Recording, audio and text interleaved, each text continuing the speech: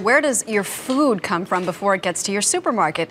A movement is underway to cut down on the distance between the farm and your table. CBS News science and technology correspondent Daniel Sieberg is here to tell us about it. Good morning. Good morning, Maggie. That's right. They're called locavores, and you could say they have an appetite for food grown or raised close to home.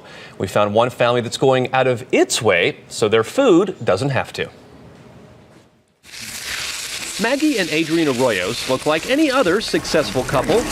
They were already eating organic, but last May, Maggie decided it was time to completely rethink the way food arrives to her family's table. It was about 4 or 5 days before my birthday, and she dropped the challenge on my daughter and I, and basically said she was done shopping in supermarkets.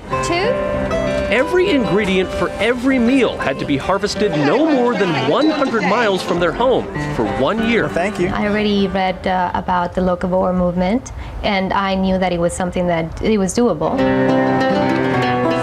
So what's the big deal about being a locavore, someone who eats local? What do you know about being a locavore?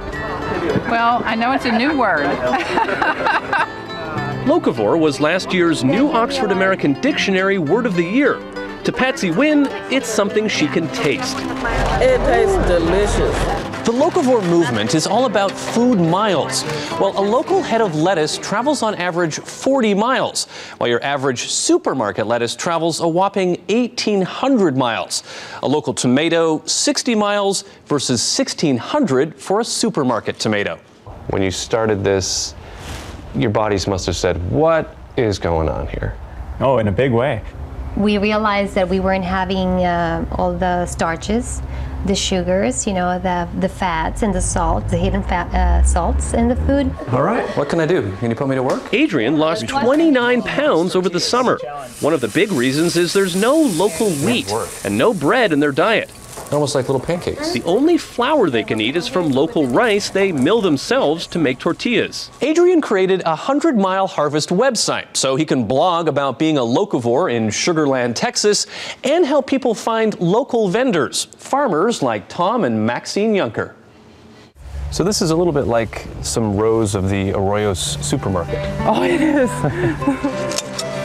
The Junkers turned their backyard in the Houston suburbs into a 1-acre farm that's a lifeline for the Arroyos family. What we were just picking this morning is going to that market tomorrow. Good morning, Maxine. How are you? Within hours, fresh-picked eggplant was in their hands. It's not getting fresher than that. It's not getting better than that. And it's not just veggies. They also found local grass-fed beef. We probably went close to $300 today. Okay. For a full week of food. For a full week. It has brought our family closer, and I've seen all those benefits at home. You want some? The final proof is always in the pudding. And thanks to the Arroyos' daughter, Anna Katerina, I discovered the true meaning of being a locavore. And thank you for the farmers who work so hard to give us this food. Amen. Well, it's important to remember that it's not just the miles that food travels to get to your plate, but how that food travels to get there. So, for example, a tractor trailer of potatoes traveling just a few hundred miles may be more damaging to the environment than a whole train load of potatoes traveling over 1,000 miles by rail. Maggie. Watching it, I thought I could do that until you got to the part about they mill their Milling own for rice. the bread. Do I have to be a hardcore locavore, or can I do it halfway? You can go halfway. In fact, I mean, you can just check out your local farmers markets. You don't have to go to the extremes that they will. That's pretty intimidating for some people and maybe a little bit extreme, but you can just check it out in a local way and still get the benefits of it, too. A lot more expensive? A little more expensive, but they're not eating out and no snacks. So they're saving money there. All right. Yeah. Thank you, Daniel. You bet.